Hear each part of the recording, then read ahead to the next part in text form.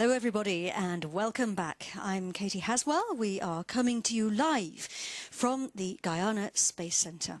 Right now the O3b satellites are hurtling through space on board the frigate upper stage. They're about to enter the next phase in their journey. The frigate is about to wake up and reignite its engine, ready to start the process of releasing the first two satellites.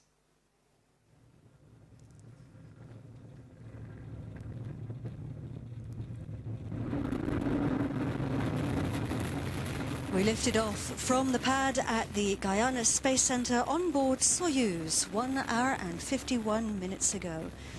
It was a beautiful launch. Everything went like clockwork. We lost the boosters after 2 minutes and the fairing 2 minutes later, and the rest of Soyuz then fell away. And we're now left with the frigate upper stage. There it is, with the satellites attached. Frigate's job is to deliver our satellites to their injection orbit. That's where it releases them, so they can continue on their own for another 236 kilometers to their final orbit. And right now it's getting ready to switch its engine back on so that we can put the satellites in the right position for their journey. And we need to start accelerating it again.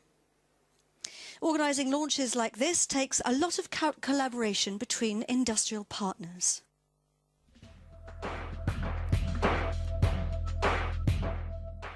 For our launch preparation operations on the Ariane, Soyuz and Vega sites, we are supported by around 500 people on the ground. Cette organisation regroupe les principaux industriels They are the major European industries involved in preparing launches, and we have organized their work according to the principle of standardization, quality and synergy. Et les synergies. Alors la standardisation, elle est importante parce qu'elle permet le partage des connaissances et l'amélioration continue de l'échange de savoir-faire. Vous l'aurez observé, nous avons dès son deuxième lancement fait avec Vega un lancement complexe. Les opérations de préparation de ce lancement ont été possibles que parce que nous avons eu recours à des équipes expérimentées. La qualité est une conséquence de cette standardisation. Et là aussi, and the system we are operating today is in top quality. The last 16 Ariane, Soyuz and Vegas all launched exactly on schedule. Enfin, les synergies, elles sont essentielles pour améliorer notre efficacité. Synergy is essential to improve our efficiency. We have organized industry by specialty, mechanics, fluids control bench, metrology, cryogenic propellants. Cryo. Chaque industriel est spécialisé et opère sur les 3 systèmes de lancement, ce qui nous a permis des gains d'efficacité extrêmement importants. Vous aurez l'occasion dans les émissions à venir de découvrir ces différents industriels.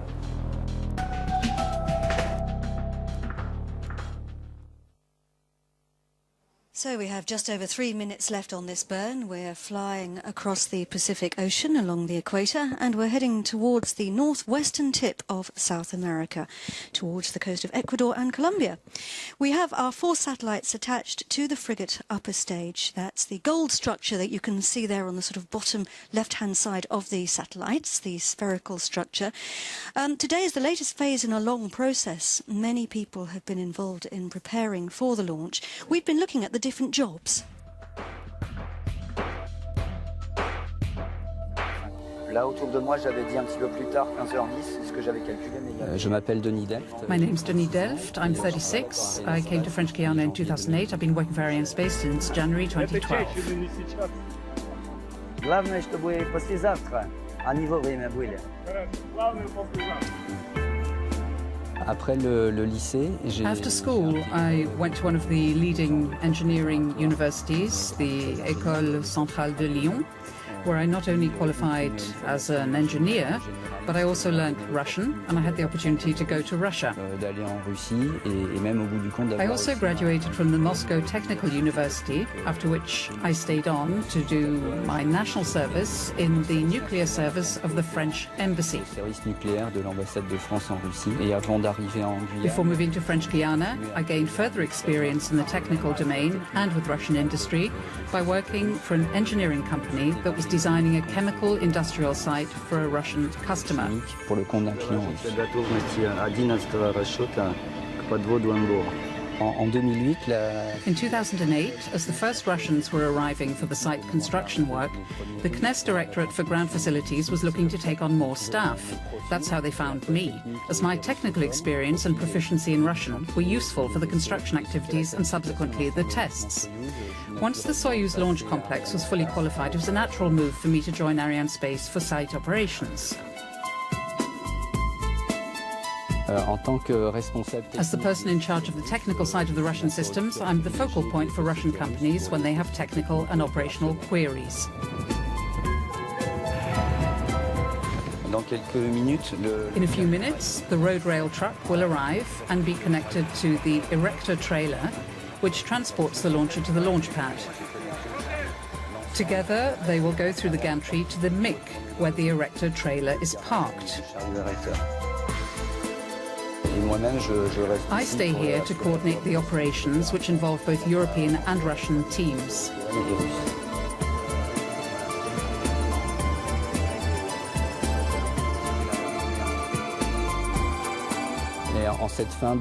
At the end of this VSO5 launch campaign, I'm also the ELS assistant.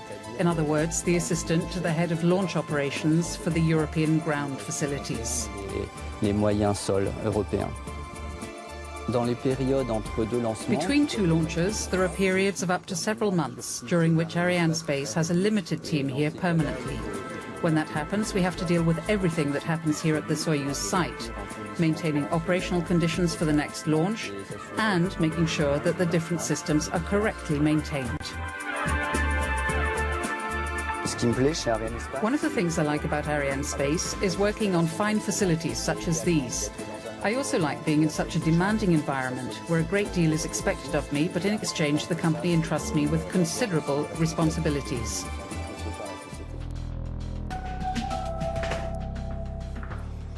Well, in many countries, I think it's fairly safe to say that we take our high-speed internet for granted. But you wouldn't be watching this programme if you didn't have it. But the truth is that most people in the world don't have that luxury. In fact, over half the world are not connected in that way. The founder of O3b Networks is Greg Weiler, and Greg joins me in the commentary box now. Greg, thank you so much for coming. Glad to be here. We're just getting some information there through from the Range Operations Manager. Everything's going according to plan. Greg, thanks so much for joining me in the commentary box. Why do so many people in the world not have fast internet? It's difficult. It's really, really hard. You can build out a mobile network, for instance, but it takes a lot of energy to build it out over land. And if you look at, for instance, Verizon over in the U.S., they still have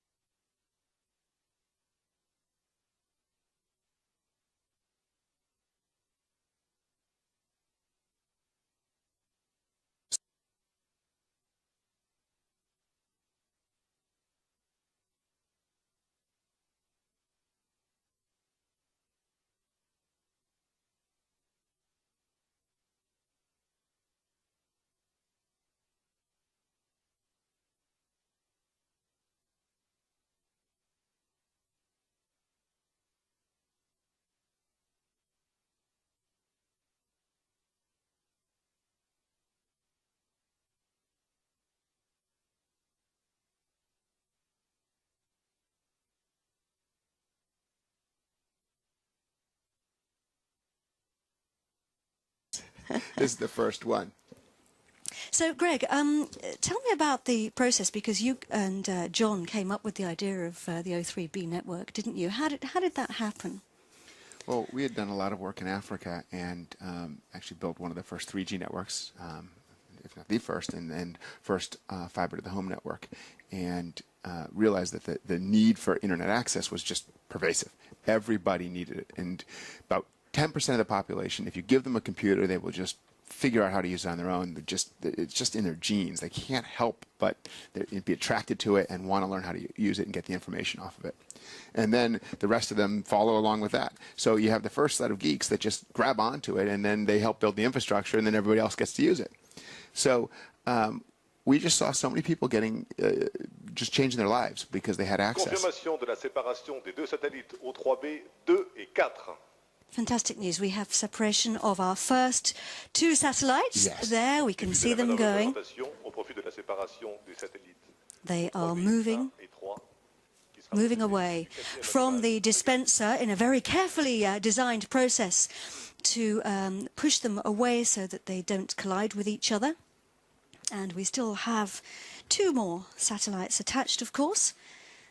We have now separated O3b2 and 4. We still have numbers 1 and 3 attached. They're going to take about 22 minutes to get to their the next position where we can start the process of releasing them. And during that time, they're going to start what we call the barbecue mode. We saw that earlier. But Greg corrected me and said it's a spit roast. A rotisserie was another term for it. That's fine. So we are back on the rotisserie, turning to keep the temperatures even all the way around. Haven't quite started that mode yet, but we're going to start that in a minute. And that's because, of course, the sun is extremely hot. When you're facing the sun, it's hot, and when you're not facing it, it's very cold in space. So we have to keep those temperatures even. Greg, so you were telling us all about how you got the idea in the first place. So O3b came from having a mobile network, having a landline network, having, as I said earlier, a lot of connectivity from the tower to the user. So you pick up your phone, you hit Google or YouTube, that signal hits the tower, and then what does it do? And typically, in a mobile network, it'll go to that tower and then use microwave or fiber to some central location where all of the towers, the hundreds of towers that are picking up from the tens of thousands of users or millions of users, it all comes to one location. And at that point, it then it's all aggregated, and it all has to get to California to visit google.com or to some other server, wherever you're asking for the information, and that's usually very far away. So the problem was no one had fiber into these countries. So you could build a great network on the ground, but you really couldn't give them internet. You could give local intranet of the town or city or country. So what we realized was for all of the populations to have access, they really needed the backhaul. There were smart people on the ground who could go and build these networks. They could build the small networks and the big networks as long as they had backhaul. You could even do one tower network. You put up a tower. If you've got backhaul, you can start serving customers because you could buy a base station for a relatively small amount of money versus the gain that the business model worked even with one tower if you wanted to, for instance, in small islands and in faraway places. So you needed that backhaul. No one was going to lay fiber. So we looked and did a lot of work to lay fiber, but it was just too difficult to go over mountainous terrain. Fiber, you have to recharge the light every 70 kilometers. So you have to have every 70 kilometers across thousands of kilometers of desert and forest and woods, you had to have a generator. And then you have to fuel the generator. So it's really complicated. Oh, yeah. And of course, the advantage of space, though, is that you're kind of looking down from the sky. Yes. So you can see stuff from space that you can't see from the ground. You can get everybody from space. But all of the satellites at the time were geosynchronous. They were 36,000 kilometers in the sky, which meant your internet traffic had to go up and down to the satellite, causing well over half a second, usually about a 1-second delay. So every web page, which is comprised of hundreds of different servers bringing the information to your web page, would take many, many seconds. The Wall Street Journal was 27 seconds. 27 seconds. I mean, you know, back in the olden days, we used to think that was incredibly fast, and now that seems like an awful long time. And there's very interesting statistics on this I'll get to in a second. But the biggest problem was that you could not do this with geosynchronous satellites. So we're going to pick up, in a minute we're going to see a film. We're going to pick up on that afterwards because, of course, that's the reason why you put your satellites in a medium Earth orbit, which is a rather more unusual orbit. But let's first of all hear from some of the other men and women at O3b about the company and how the satellites work.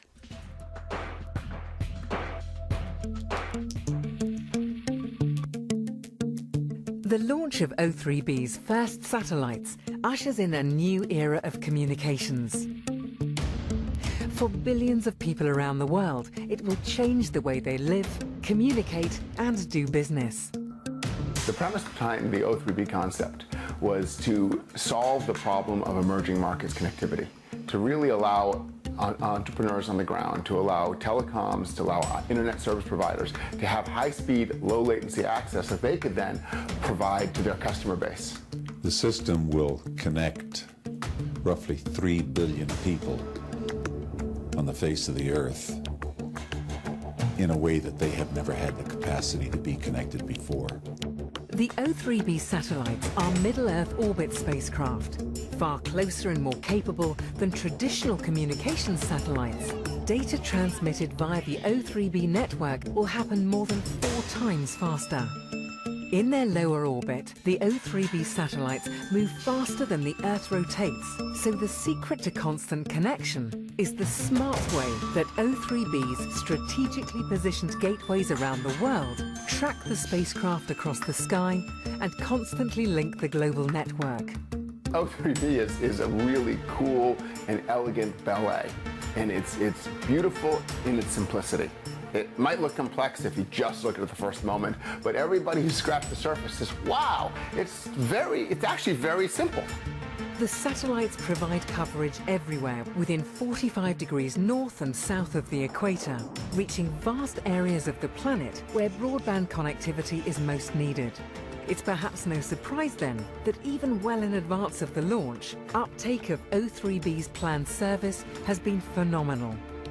We've signed customers in every region of the world, and we've sold every product that we've launched so far, which reinforces what I think we all know to be true, which is the demand for high quality, affordable bandwidth on a global basis is insatiable.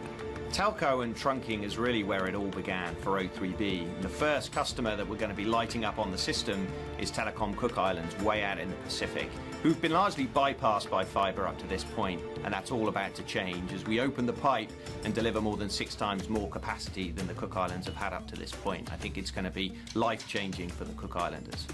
We followed that same approach with Astica in American Samoa and Digicel in Papua New Guinea, and we've also seen great take-up of our trunking products in Africa, in DRC, in South Sudan and in Madagascar, and also in Latin America in some of the hardest places to reach in the world, in the middle of the Colombian and Brazilian Amazonas. Then maritime, we're hugely excited to be working with Royal Caribbean. Royal Caribbean operate the 2 largest and most innovative cruise ships in the world, and we're going to be able to increase by almost 100 times the amount of bandwidth on board. I think the guests are going to just find that an amazing experience. In the energy market, the need for low latency is paramount. Hundreds of miles offshore, applications just need to work, and that's what O3b can do. And in mobile, we're going to be part of the mobile data explosion as mobile network operators are looking to deploy data services further out into the network. We've just announced a groundbreaking new deal with a company called Majanusa in Malaysia, who are going to deploy the first large 3G network over satellite in the world. Once our system is up, all these ISPs and networks around the world that I've already acquired or put in the ground stations and are ready to turn on the system. Once we turn on, they turn off the old geosynchronous links, and all of a sudden all of their customers across the board have incredible increases in speed and lower latency and a more enjoyable experience. So it's really just boom, and all of a sudden your internet's much better. For operators, O3b Networks provides the ability to deliver new and improved services into many new markets. And for billions of people around the world, it will, at last, change the way they live, communicate and do business. every single person in O3b, every investor has said, we need to make this happen. This is bigger than us. It's about doing something for the world. And this is our impact, our thing that we can do to help the other 3 billion, to help all these other people in the world get access and become part of it. So much has already happened in O3b's short life, but this launch is really where it all begins. There's huge excitement about what we're going to be able to achieve in the future, but it's matched with an unerring determination to deliver on the promise that we've made to all our customers. 4 satellites are being launched in June. Another 4 will go up probably the last week in August. We're building 4 more right now, and we'll continue that program of building and launching satellites for the indefinite future. The system is ultimately scalable. You can build it as large as you want. I can see a time in the future where O3b will become the largest satellite company in the world.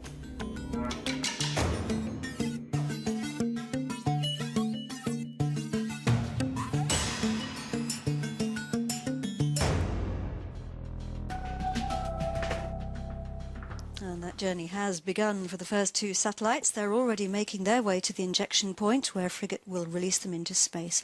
And we've got about 7 minutes left before separation of the other 2.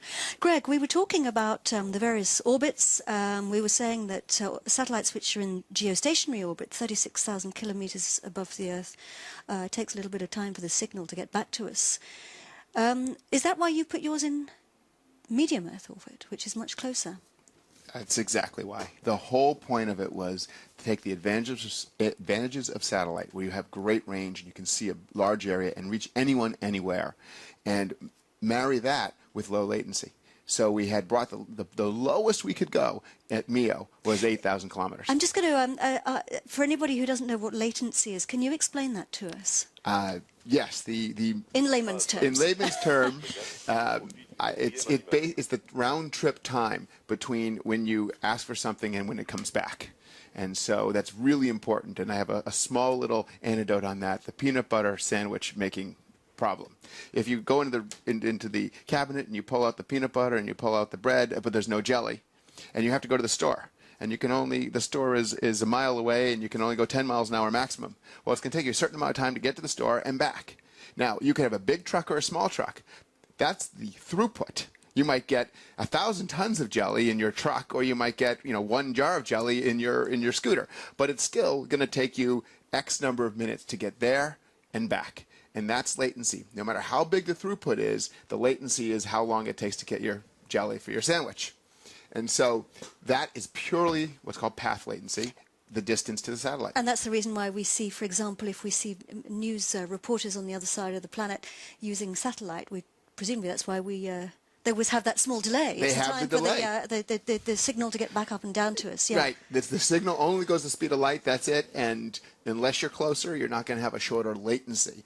And it makes for very, very bad conversations on the phone. Video doesn't match up and lip sync sync well, and video conferences are nearly impossible on G. So how's this going to work with O3b then? Well, O3b is just a satellite, not just, but it's a particular one, but it's closer to the Earth. It's at 8,062 kilometers. And that allows for a very low, about 5 times closer to the Earth, allows for very low latency comparison to GEO. So you're moving from closer to a second to about 1/10 of that, 123 milliseconds or so. So and it has a lot of spectrum, so it actually has a very, very high throughput. And throughput was the size of the truck versus the distance to the star. The distance and the time it takes. Yeah, that makes a lot of sense. Now, am I right in saying, though, that the Van Allen belts, which are belts of radiation which are around the Earth, are at that height? Are your satellites in the Van Allen belts? Well, we're not. Yes, we are, and no, we're not. We're at the edge. And we can't blame Van Allen, but there is a belt of radiation and protons that will really cause havoc with electronics. And we put these in a particular location as low as we could before, if you look at the curve of Van Allen belt radiation, that we would not be in the Van Allen belt. We're pretty much equivalent to where Global Star is in the 1,300 to 1,400 kilometer area. So it's actually a sine wave. And if you look at the other side of that wave, there's a little dip that goes down, and we end up right there. So it's very perfectly positioned for that. And presumably the satellites have all been designed specifically anyway with special shielding to make sure that that they're operating beautifully in those regions. We did, Very and Thales did, together, we did very detailed radiation studies on every aspect of the satellite to make sure that it would last the time it's supposed to for, and hopefully beyond for our system. So, Greg, you came up with this idea. I mean, I have to be honest and say that I really admire you, because there are not that many people in the world who can say, hey, I had an idea for a satellite constellation and then made it happen. How did you make it happen? Great people everywhere around me. Everyone gathered together and said, this is a mission that needs to happen. That bringing the connectivity to the rest of the world. We take it for granted. We're in places where we've had good fiber access, but the rest of the world doesn't. And just everyone together has come to the banks, the finance, the French government, Thales, Arianespace, all came together and just wanted to make this happen. And what did you do? Did you go to see Thales Arianespace and kind of sat down with them? I did, actually. I had designed the system and got initial funding and funded it myself in the beginning, and then we went out and we raised money from Liberty and then Google after that. But before that, we went to Thales. I met with Pascal Cerise, who was the CEO. We met in Denver. And they didn't take me that seriously initially, but they said they'll let me see her while she was out there seeing other people in Denver. And I got a breakfast with her. And we sat down, and I pulled out my laptop. I gave the presentation. I said, this is what we want to do. And she said, yeah, she was really just jazzed up about the idea of solving this problem. And that faith, along with a lot of other people after that, and raising the funds and contributing to it, allowed us to accomplish our goal so far. It's incredible, isn't it? And of course, Thales Arianespace have an awful lot of experience with constellations. They've done Global Star and Iridium, so it made a lot of sense. It made a lot of sense, and it made the investor base very comfortable, and that's why we ended up with Arianespace and Thales. Quatrième à l'image, frégate confirmée. And we're just getting confirmation there that Frigate has reignited its engine. This is just a short burn. It's positioning itself, as I said earlier, we're in a phase at the moment which we often call the space ballet. You can see the upper composite, as we call it, which is Frigate and the satellites attached, twisting and turning. And you can see the satellites have actually changed position. They're on the left-hand side now instead of on the right-hand side. We're travelling at 4.26 kilometers per second, and we are at an altitude of 7,835 kilometers. And you can see that we've climbed very high into space. If you look at that graph on the left-hand side of the screen, the curve, the white dot is the actual position of the launch vehicle, so we've plateaued out now. We're getting very close to our separation orbit. The space ballet is actually often known as the orientation phase. And the boost has gone normally. It must be quite something, you know, Greg, to be watching this. I'm always amazed, but when it's your own satellites and it's your own babies attached, and I'm always amazed because when you watch it on the screen like this, of course it looks like everything's happening incredibly slowly in space, but the truth is it's hurtling through space at tremendous speeds. Or we're hurtling. Or we're hurtling. And it's staying still. Absolutely. We're on the planet. Let's find out now about the early operations phase.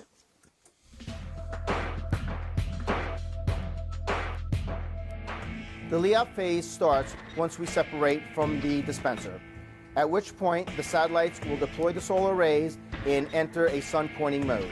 We will then transition into a nominal mode. This duration from separation into nominal mode will take about 2 to 3 days.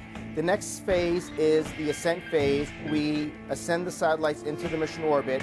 This phase will take about 8 days.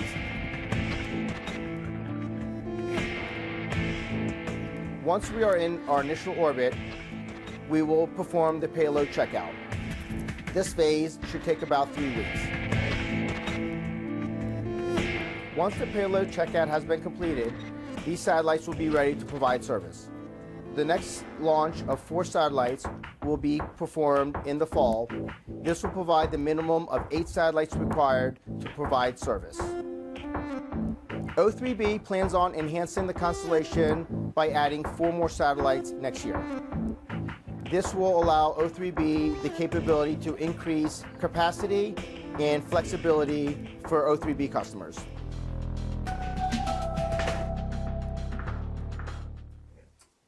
And those teams are based in Toulouse. Once the satellites are separated, the operational teams who fly the spacecraft swing into action. Right now, the concentration levels there will be extremely high. They've already taken charge of the first 2 satellites, and they're waiting for the next 2. So, Greg, once you have the idea, you start the process, how do you put a network and a company like this into action? How does it all come together? Well, it comes together because you build an incredible team, or you wrap yourself around with people who are incredible. And John Dick is there for me every step of the way and part of it.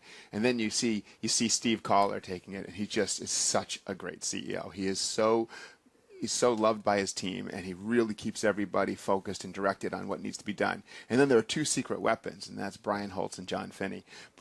John Finney runs the sales side of the organization, and just all the customers just love him because we're really partners with our customers. We're all about trying to solve a mission and accomplish this goal.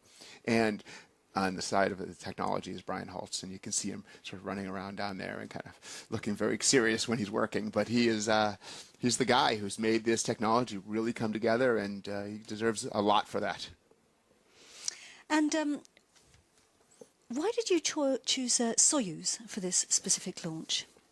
Soyuz has an incredible reputation. As far as all the rockets out there, 1,800-something launches, we wanted to make sure it got up there. And so far, it's gotten up there. We got 1 more separation to go, so we won't say its work is done. But having Soyuz gave our funders confidence. We raised over $1 billion, $1.45 billion for this project.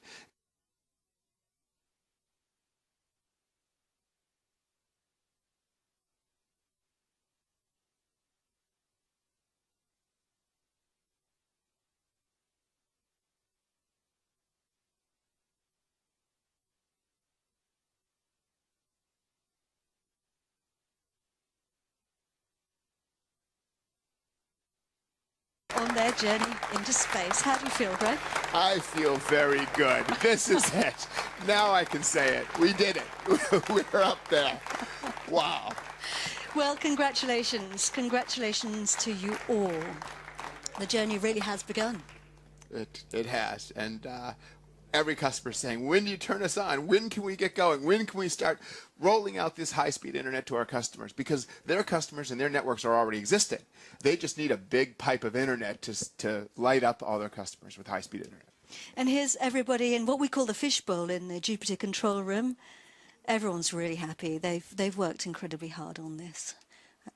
We're going to look at the replay in a minute of that launch, watching our satellites heading off from the launch pad. There's Steve Collar, you were chatting about him, and Philippe Roland was our...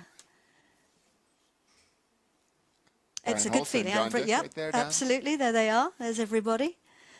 It's a lot of smiles down there. It's a lot of smiles. It's a great day. It's a very exciting day for everybody. And of course, this is just the beginning, because you've got 4 more launching, hopefully in September. Then you've got another 4 after that. And then it will continue. So then the journey continues. Yes. Let's watch the replay.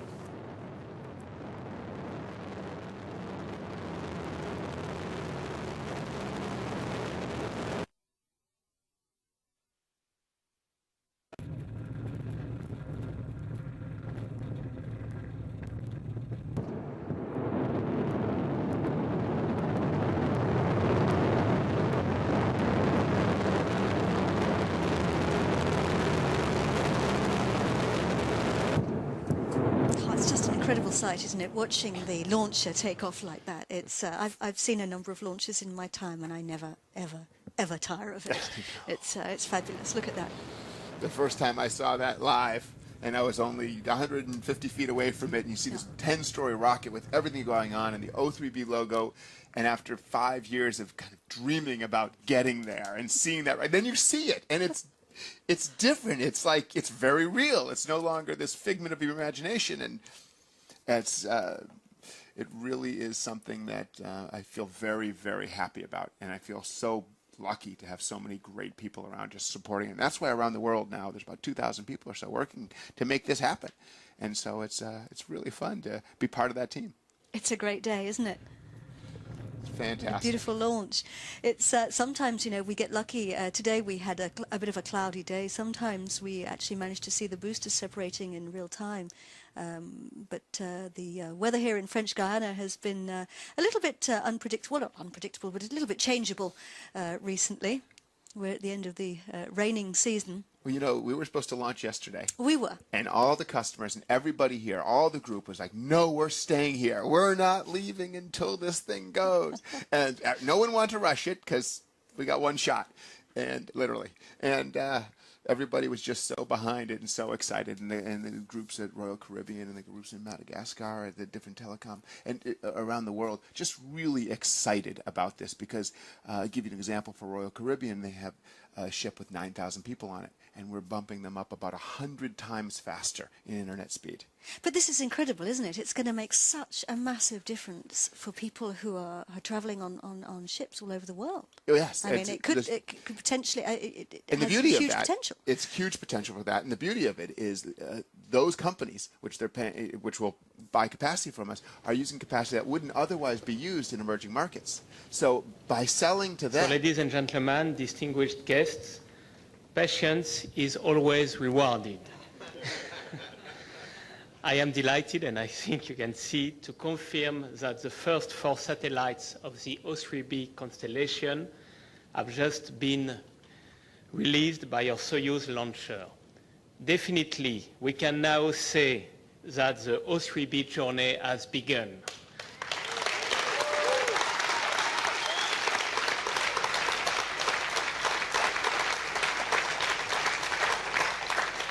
And let me tell you that there is no better reward for Arianespace than seeing the happy faces of our customer in the front row. Thank you very much. Thank you very much. In this very moment, pride and gratitude are the 2 words coming naturally to my mind.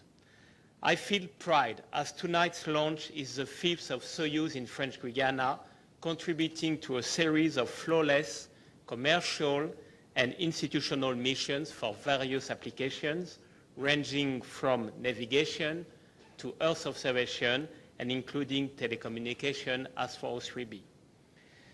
I want to express my gratitude to our Russian partners for delivering Soyuz launch vehicles on a regular pace and always keeping their promises. Yes, Soyuz is a legend. And I am more than happy to have this legend, Soyuz, lifting off from here in French Guiana, operated by Arianespace. Congratulations to the Federal Space Agency Roscosmos, responsible for the program's overall management. And today we have with us Mr. Lopatin, who is Deputy Head of Roscosmos, and it is a special day for him because he made 2 Soyuz today, one from Guyana and the other one from Baikonur.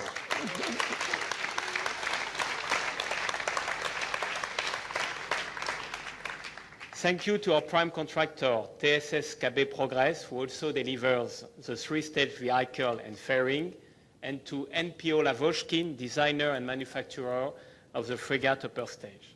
Thanks for sure to Thales Alenia Space, represented tonight by its Chief Executive Officer, Mr. Jean-Loïc Gall, for cooperating so efficiently in the mission integration as a satellite manufacturer.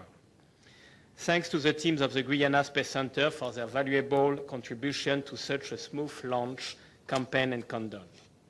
Another reason, and it is the main reason why I feel pride tonight, is that O3b Networks is the 33rd new entrant in the satellite telecommunication business to choose Arianespace for starting its operations. I hope that the service we delivered fully met your expectations and will help you to begin your journey in the most successful way for the benefits of your own customers. My gratitude goes to Mr. Greg Wheeler, founder of O3b Networks, Mr. John Dick, chairman of the board, and Mr. Steve Collard, chief executive officer, for deciding to entrust Arianespace with the launch of O3b. Tonight, and going one step further, I would even say that pride and gratitude are stronger than ever as we consider the purpose of this O3b mission. It is indeed an honor for Arianespace to contribute to such an endeavor aiming at reducing the digital divide for the benefit of other 3 billion people living in emerging and insufficiently connected areas located in Latin America, Africa, the Middle East, Asia, and Australia. I spoke yesterday evening with Madagascar representatives, and I can tell you that they are more than impatient to have O3b to better connect their country and the people living there. Also, for the third successful launch, I have the pleasure to attend as CEO of Arianespace, one for each of our launch vehicles, Ariane 5, Soyuz, and Vega. I wanted to take this opportunity to highlight Arianespace's key success factor, the commitment of its institutional and industrial partners. And when it comes to institutional, I think for sure about ESA and CNES in CSG tonight. The complementarity, reliability, and availability of its launch vehicle family, as well as the dedication of competency of its teams. Thanks to Arianespace team, we are the sole operator in the world able to launch any bus at any time to any orbit. Now, and before giving the floor to our customer, O3b Networks, I just wanted to thank again Greg Wheeler, who had the idea of such an innovative constellation in 2007 when he traveled to Rwanda, and who is here today among us with his wife and his 2 daughters, the eldest one speaking fluently French at 8 years old. Yes, it is a very special day for him particularly, for O3b for sure, a special day when an American dream, imagine an innovative satellite constellation to reduce the digital divide, becomes reality based on the commitment of a European satellite manufacturer, Thales Alenia Space, the robustness of a Russian launcher, Soyuz, and the reliability of Arianespace, worldwide leader of space transportation, service, and solutions. It is a very special day when space abolishes all barriers and overcomes all frontiers for a better world and more growth. I believe that O3b and Arianespace have started writing a story that will remain as a great accomplishment in the space industry. So thanks a lot to all individuals who have contributed to this success story at Arianespace, from our team in the US office headed by Clay, to our O3b program director, Luca, and of course, to all those who have taken great care of our customers all along this adventure. Special thanks to Mr. Philippe Roland, our mission director, who can now retire after this success.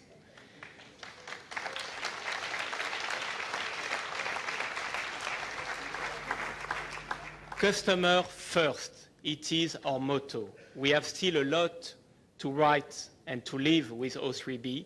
This is just the beginning of our journey together. Thank you very much.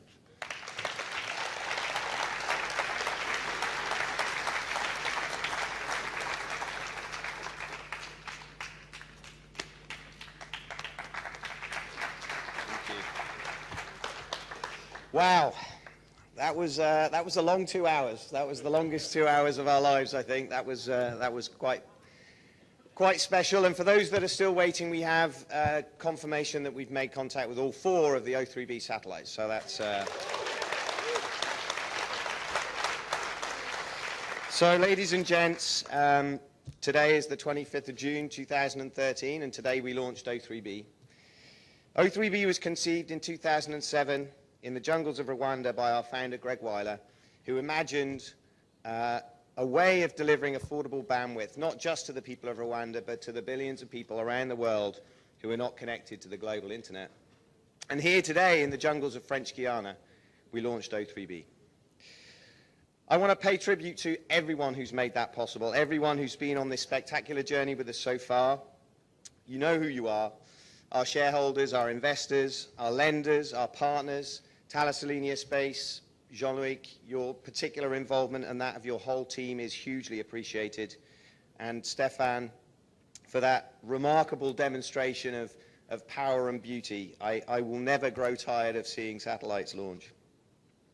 To the magnificent, inspirational, and beautiful team at O3b, you are by some distance the best team I've ever worked with.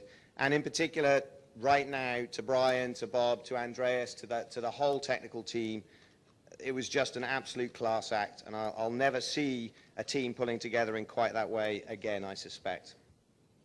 To everyone who's given us a helping hand along the way, however large or small, but most of all, I really wanted to thank our customers, a number of whom have traveled all this way to be with us here, our O3b pioneers, our band of brothers. For the last few years, our life at O3b has been about building stuff. We've been building satellites, we've been building ground stations, we've been building infrastructure, we've been building our company. And from that day, from today, that all changes. From today, our business is about you guys. Our chairman, John Dick, spoke very eloquently on the film about the fact that he could see the day when O3b was the largest satellite company in the world. I sincerely hope he's right, but until that day, one thing that O3b will be is your company, our customers' company. We will be the best, we'll be the most responsive, we'll be the most reliable, we'll definitely be the most fun, and we aspire to be the team that you choose to work with, and we will do that every day from this day. Ladies and gentlemen, we live in an extraordinary time. I don't believe that any of us would trade this time for any previous generation. We have access to spectacular, exponential technologies that drive our world and improve our lives. The internet is now established as the key infrastructure that supports every section of the economy and is a fundamental driver of innovation, productivity, and economic growth. It's the most transformational technology of our time, and yet this transformational technology is not available to everyone. There are over 2 billion people in the world who are connected, and over the next 10 years, a further 3 billion will connect for the very first time. 3 billion new minds that we've never heard from before, connecting to the global conversation. What will they need? What will they want? What will they consume? What will they imagine? Online, people will become healthier, more educated, have access to markets, information, and technologies impossible to have imagined only 5 years ago. We're living through an extraordinary time. As our customers reach out further and further into the remote and rural communities and populations of the world, O3b will provide the critical infrastructure to connect, to reach further, and to do more. Ladies and gentlemen, today is the 25th of June 2013, and today we launched O3b.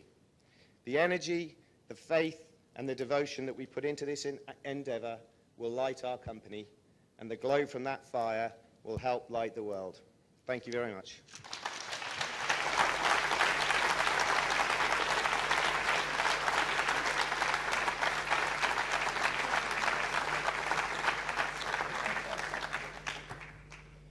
So, ladies and gentlemen, what an emotion. Usually we have one satellite to take care, one geo satellite. Today we had 4 satellites to take care, so my emotion was 4 times bigger than usually.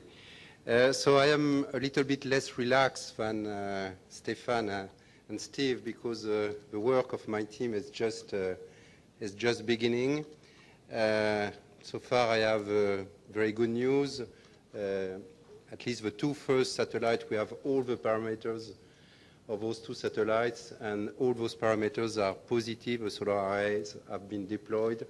So the 2 first ones are fully okay. The 2 second ones, we are still lacking some information, but it seems that those 2 are also in a very good shape. So probably in some minutes I can confirm to Steve that the 4 babies are really, really in a good shape. I would like to thank Arianespace and Stefan first. They have made a fantastic job once again, a new success.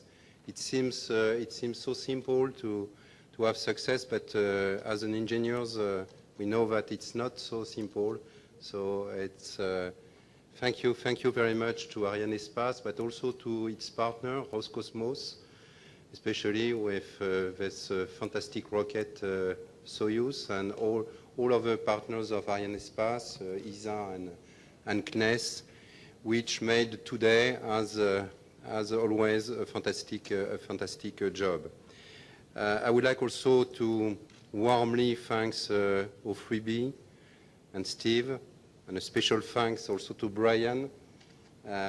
Brian has made a fantastic job in Rome and in Cannes during those 2 last years, and I can tell you that all the employees of Thales Arianespace appreciate the professionalism of Brian and of all your team, Steve.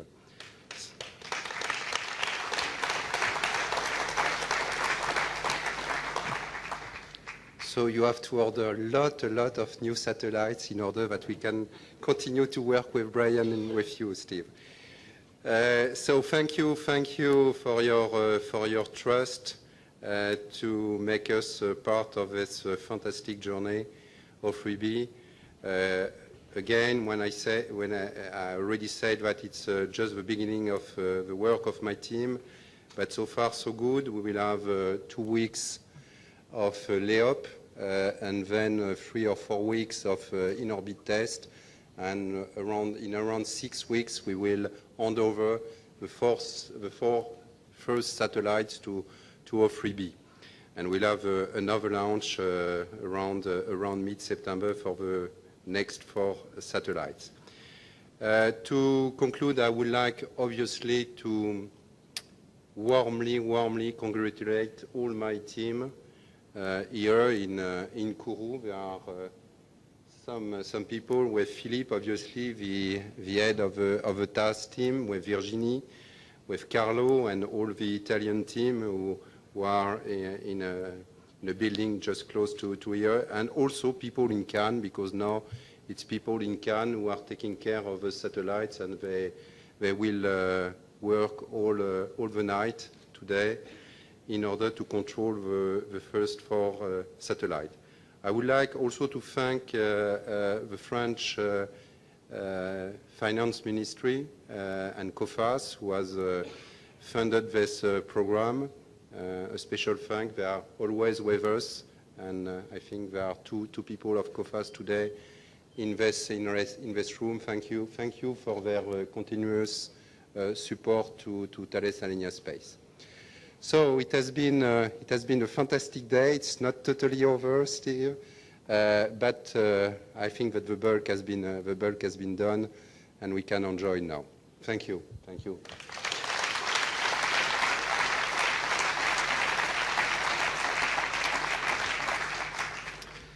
Bien, mesdames, messieurs, bonsoir. Good evening again, ladies and gentlemen. So we've seen the recent success of Soyuz from French Guiana that went up into a perfect orbit for the first 4 spacecraft of the O3b constellation. And on behalf of the CNES, I'd like to say how delighted we are to witness such a new success for Soyuz from the CSG. Let me remind you that it's the 5th Soyuz success in French Guiana from the CSG and the 4th success of this year. This launch, as if we needed to see this once again, highlights the success of the European launch program, the brilliant success of a major cooperation between Europe and Russia. It's the success of a tremendous idea, which was to bring Soyuz to this site close to the equator in French Guiana. But above all, this shows once again the success, the professionalism, the expertise of all of the men and women who've invested in this launch, because working on a launch, seeing it through to the end, is never easy. And today, the final day of the chronology, it was necessary to deal with some very difficult weather situations. So I'd very much like to congratulate everybody from ESA, from the Launcher Directorate to CNES, Arianespace, industry, European industry, the Russian teams from Roscosmos and the Russian industry as well. Thank you for having given us this innovative launch system. It's innovative because the launch pad is European and the launcher is Russian. And it's all part of a partnership that is constantly proving its worth.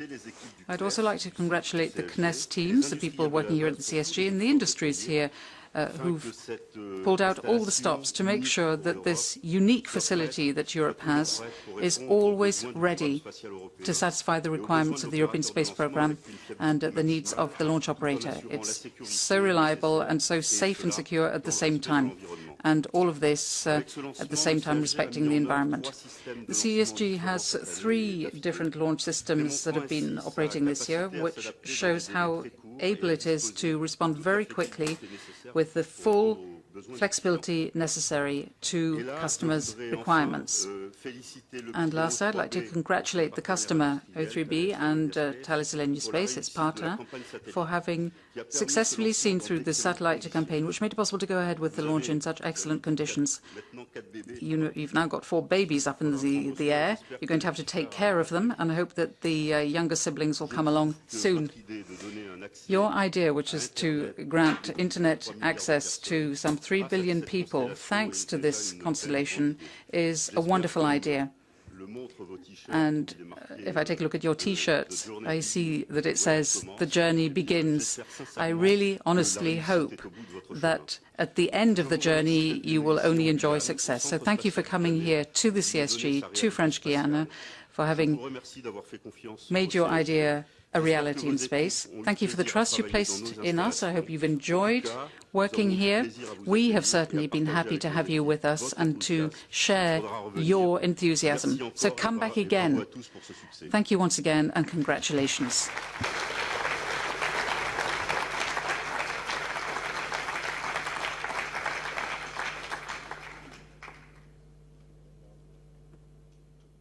Just a few final words, so to thank and to congratulate everybody, all the teams.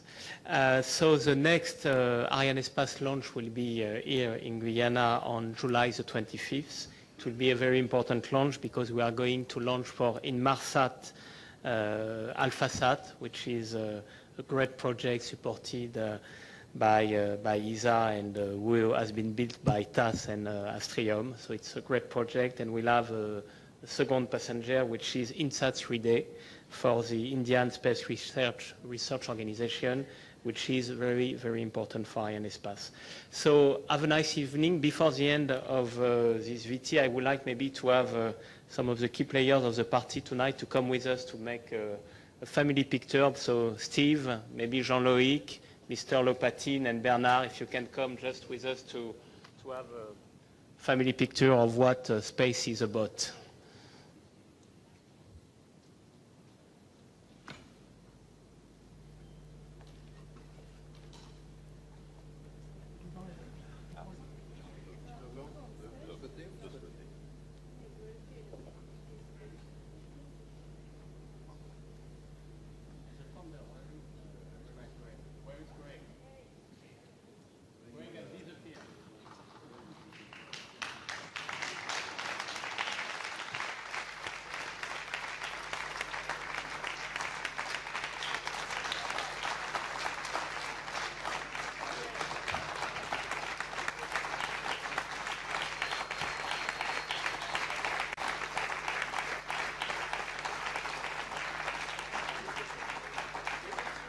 So, a great day for everybody there, and some really moving speeches. I thought what Steve said about 3 billion new minds.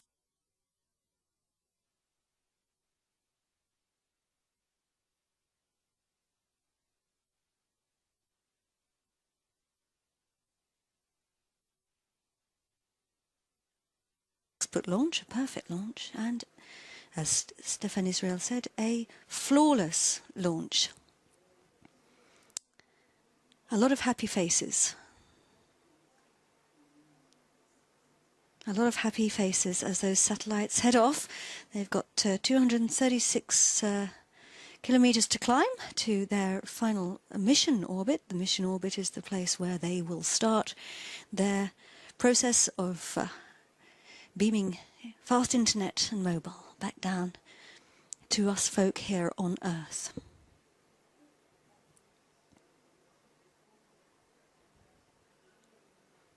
Frigate's job is not entirely finished. It does go through what we call a passivation phase, so it's still orbiting the Earth. That's going to go on for another few hours. And we're going to watch the launch.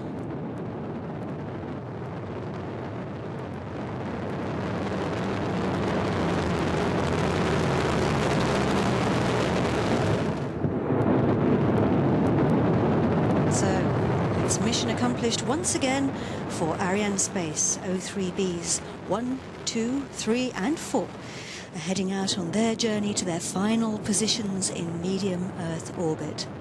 Congratulations to everyone at O3b for this major achievement, to our friends at Thales Alenia Space for their skill and expertise, to all the Russian and European teams at Arianespace and Fort Soyuz. Well done to everybody. Big slaps on the back all the way around. Best of luck now to the teams as they take on the job of flying the satellites. From me, Katie Haswell, goodbye.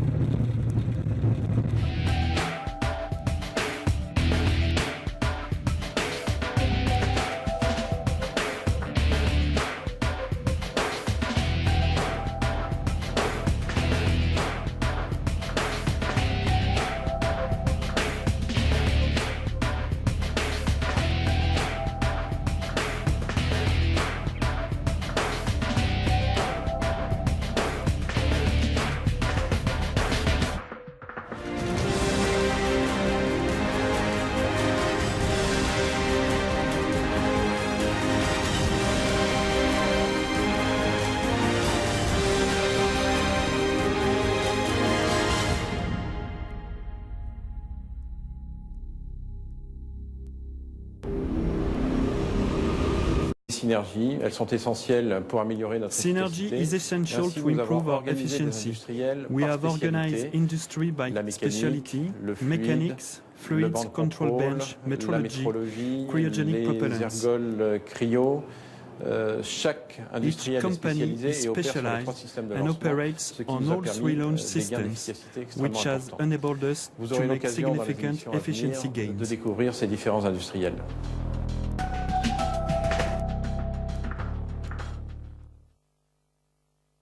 So we have just over 3 minutes left on this burn. We're flying across the Pacific Ocean along the equator, and we're heading towards the northwestern tip of South America, towards the coast of Ecuador and Colombia. We have our 4 satellites attached to the frigate upper stage. That's the gold structure that you can see there on the sort of bottom left-hand side of the satellites, the spherical structure. Today is the latest phase in a long process. Many people have been involved in preparing for the launch. We've been looking at the different jobs. Là, autour de moi, j'avais dit un petit peu plus tard, 15h10, c'est ce que j'avais calculé. Je m'appelle Denis Delft. My name's Denis Delft. I'm 36. I came to French Guiana in 2008. I've been working for Arianespace since January 2012. Главное, чтобы послезавтра они вовремя были. Après le lycée, After school, I went to one of the leading engineering universities, the École. That's where it releases them, so they can continue on their own for another 236 kilometers to their final orbit. And right now it's getting ready to switch its engine back on so that we can put the satellites in the right position for their journey. And we need to start accelerating it again. Organising launches like this takes a lot of collaboration between industrial partners.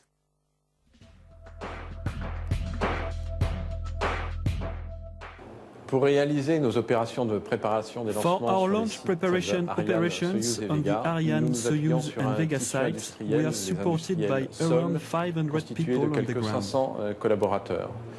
Cette organisation regroupe les principaux industriels They are the major European industries involved in preparing launches, and we have organized their work according to the principle of standardization, quality and synergy. Et les synergies. Alors la standardisation, elle est importante parce qu'elle permet le partage des connaissances et l'amélioration continue de l'échange de savoir-faire. Vous l'aurez observé, nous avons dès son deuxième lancement fait avec Vega un lancement complexe. Les opérations de préparation de ce lancement ont été possibles que parce que nous avons eu recours à des équipes expérimentées. La qualité est une conséquence de cette standardisation. Et là aussi, and the system we are operating today is in top quality. The last 16 Ariane, Soyuz and Vegas all launched exactly on schedule. Enfin, I stay here to coordinate the operations which involve both European and Russian teams.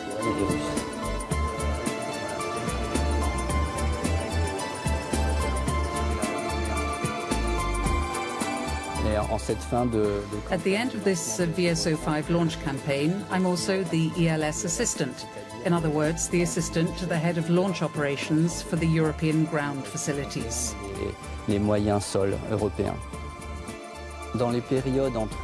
Between two launches, there are periods of up to several months, during which Arianespace has a limited team here permanently. When that happens, we have to deal with everything that happens here at the Soyuz site, maintaining operational conditions for the next launch and making sure that the different systems are correctly maintained. One of the things I like about Arianespace is working on fine facilities such as these. I also like being in such a demanding environment where a great deal is expected of me, but in exchange the company entrusts me with considerable responsibilities.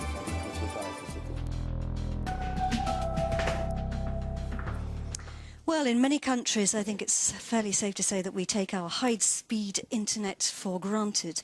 But you wouldn't be watching this programme if you didn't have it.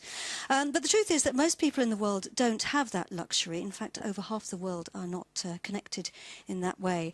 The founder of O3b Networks is Greg Weiler. And Greg... École Centrale de Lyon, where I not only qualified as an engineer, but I also learned Russian, and I had the opportunity to go to Russia. I also graduated from the Moscow Technical University, after which I stayed on to do my national service in the nuclear service of the French Embassy. Before moving to French Guiana, I gained further experience in the technical domain and with Russian industry by working for an engineering company that was designing a chemical industrial site for a Russian customer. In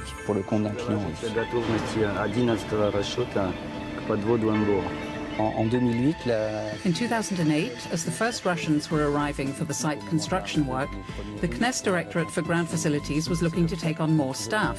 That's how they found me, as my technical experience and proficiency in Russian were useful for the construction activities and subsequently the tests.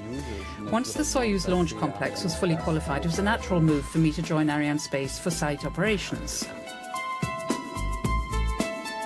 As the person in charge of the technical side of the Russian systems, I'm the focal point for Russian companies when they have technical and operational queries.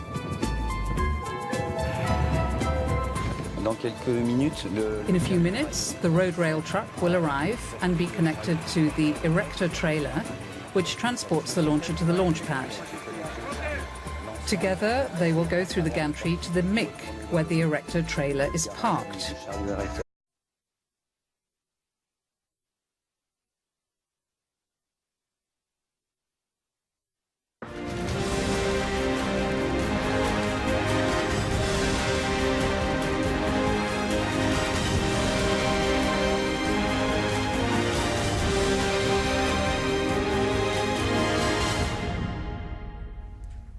Hello everybody and welcome back. I'm Katie Haswell. We are coming to you live from the Guiana Space Center. Right now the O3b satellites are hurtling through space on board the frigate upper stage. They're about to enter the next phase in their journey. The frigate is about to wake up and reignite its engine, ready to start the process of releasing the first two satellites.